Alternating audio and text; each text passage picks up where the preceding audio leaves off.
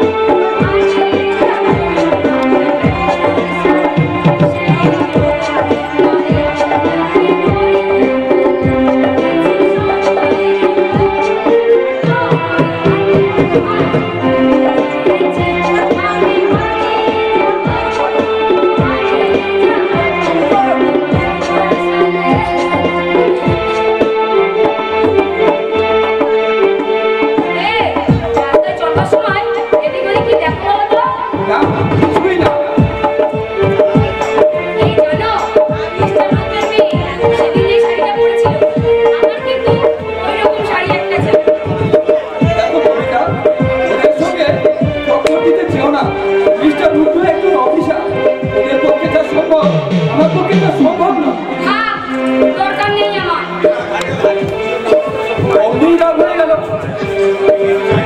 আমি কিছু চাইলেই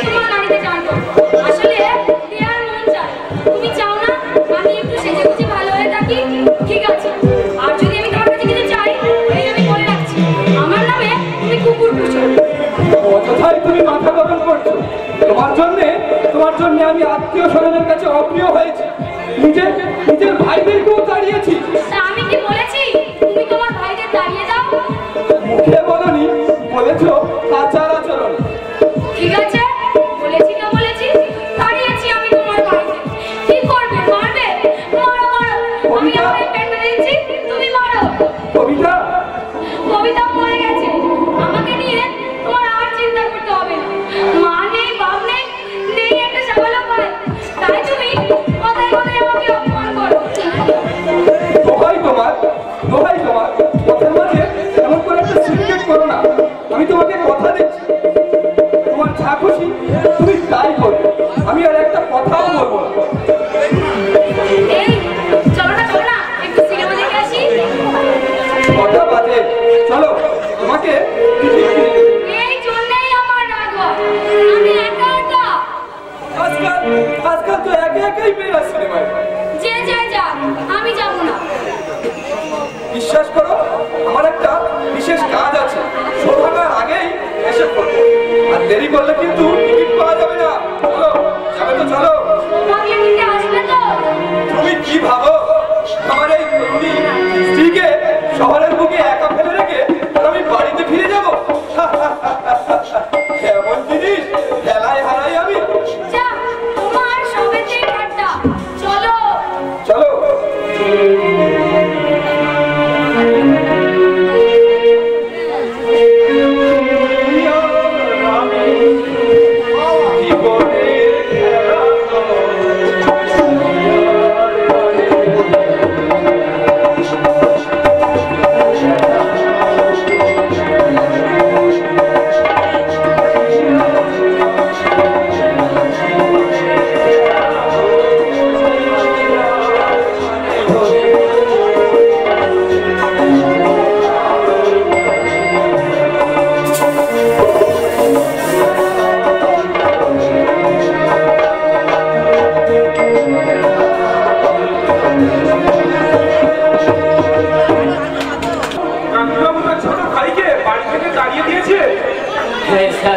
শুধু শান্তিকে নয়, বড় ভাইকে ঘর ছাড়া করেছে কান্তিদা।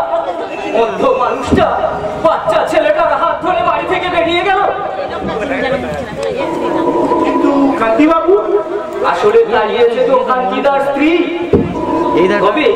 তবে তারও সমর্থন ছিল, নইলে বইয়ের সাধ্য আছে বড় ভাসুরকে বাড়ি থেকে অপমান করে তাড়ায়। আপনাদের লক্ষ্মী ছাড়া নাট্য সংসদের ছেলেরা কি করছিলে? পারলে না এই ঘটনার প্রতিবাদ করতে? আপনারা বসে জীবন বয়। আসল কথা জানেন কি স্যার, আমরা যদি না বেকার হতাম, কান্তিদাকে আচ্ছা করে টাইট দিতে পারতাম। তাছাড়া শান্তি না থাকায় আমাদের মনে খুব একটা জোর নেই। শান্তিবাবু কোথায় আছে তা জানেন? জানি না স্যার, তবে ওর খোঁজে শহরে এসেছিলাম। আচ্ছা স্যার, আপনি পারেন না কান্তিদাকে আচ্ছা করে শাস্তি দিতে? পারি, সেটা ঠিক আইনসম্মত হবে না। কারো কারো পারিবারিক ব্যাপারে হস্তক্ষেপ করা উচিত নয়, তবে আমার কাছের গাফুলিতে দেখলে শাস্তি নিশ্চয়ই দিতে পারি।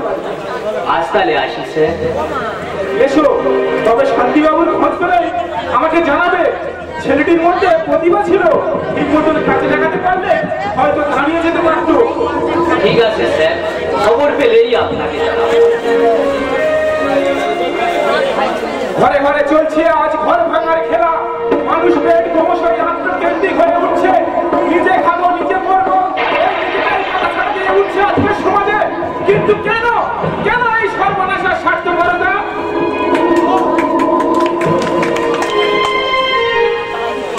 কাগজ নেবেন বাবু, কাগজ।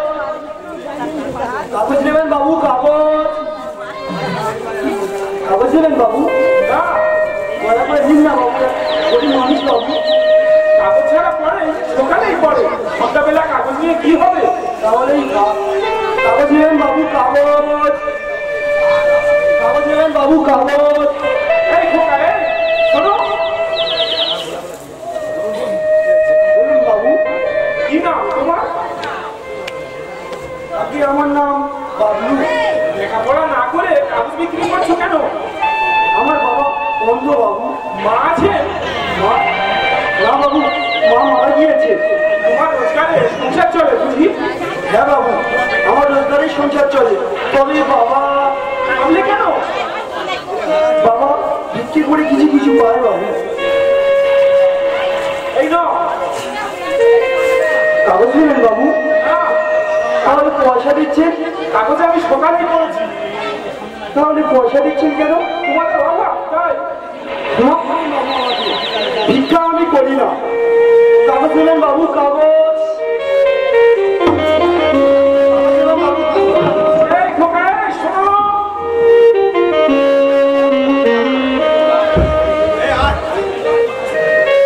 কেন বন্ধু, আমি যদি শিক্ষিত ভদ্রলোক না হয়ে চাষাভূত কিংবা কুলি মজুর হতাম, দুদিনেই ওর মুখ বন্ধ করতে পারতাম। ভদ্রলোক হওয়া বড় জ্বালা, বুঝলে? না পারছি মারধর করতে আর না পারছি সহ্য করতে। কিন্তু দোষ শুধু কবিতার নয়, দোষ আমারও আছে। যৌবনের আবেগে বিয়ের পরে মনের সমস্ত কথা ওকে উজাড় করে বলে দিয়েছি। প্রমোশন হওয়ার পরেই বলেছি, তুমি লাখি কবিতা, তুমি লাখি। এই ভাব আবেগেই তোমার কাল হয়েছে। তোমার ব্যক্তিত্ব আমি হারিয়ে ফেলেছি বন্ধু।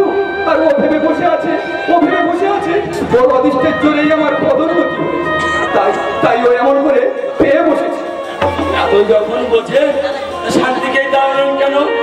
কথা কি জানো ভাই, দিন রাত কানের কাছে কেউ যদি বলে তোমার ভাই ভালো নয়, তোমার দাদা বেগার বসে খাচ্ছে, 10 দিন বলতে বলতে মনের করে কালো মেঘ দেখা দেবে বই।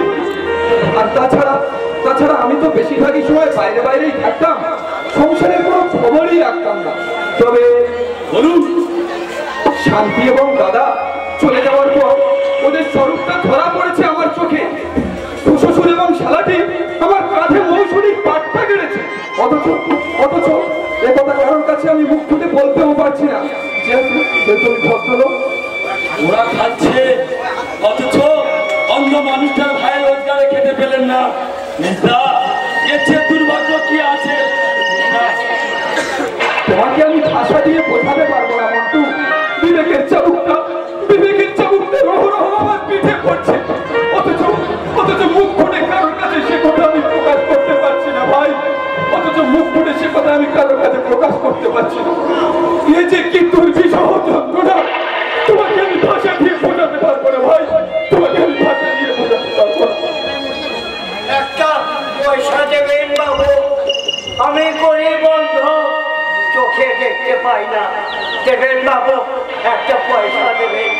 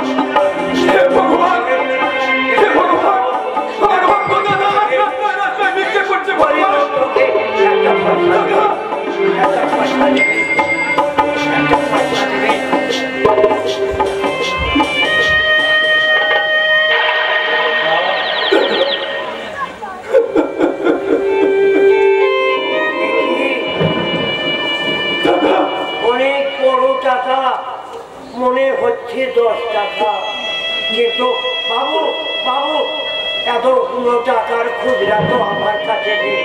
আপনি টাকাটা ফেরত নিয়ে আমাকে 10টা পয়সা দেন।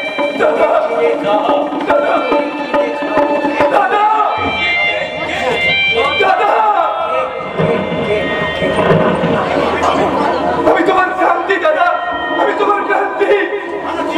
না না না না না না, তুই আমার কেউ নয় দাদা। তুই আমার কেউ নয়।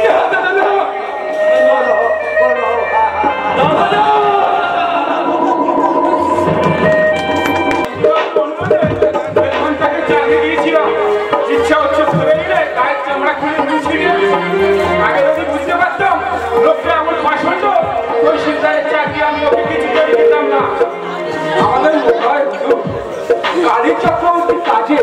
সম্মতি আছে কান্তিবাবু?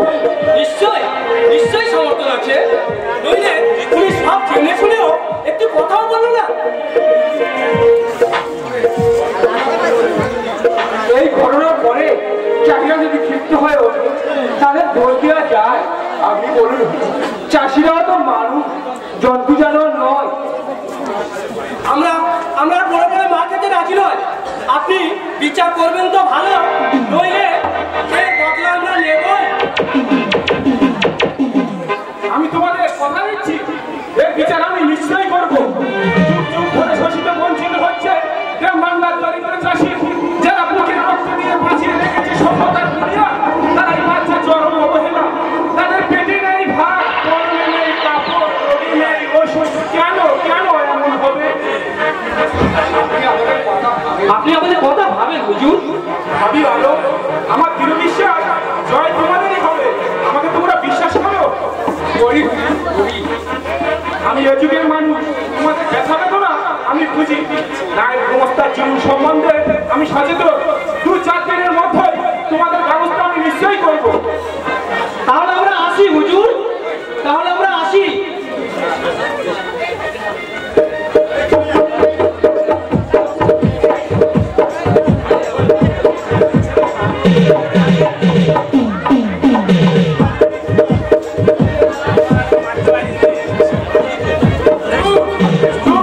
কি খবর আখি? ব্যাপারকে একটু নবী দিলেন। নবী নবী কা? জি, এরা এক ভাই হ্যাঁ। হবে না? লেকিন হুজুর, তুমি বুঝতে পারছো না আহি? হাজার হাজার শিক্ষিত তরুণ দিশাহারা হয়ে ঘুরছে, চোখে তাদের নৈহাস্যের কালো ছায়া। কোনো ধরনের চাকরি দিতেই হয়, ওদের কথা আগে ভাবতে হবে। তোমার ভাইকে আমি চাকরি দিতে পারবো না আহি, তোমার ভাইকে আমি চাকরি দিতে পারবো না।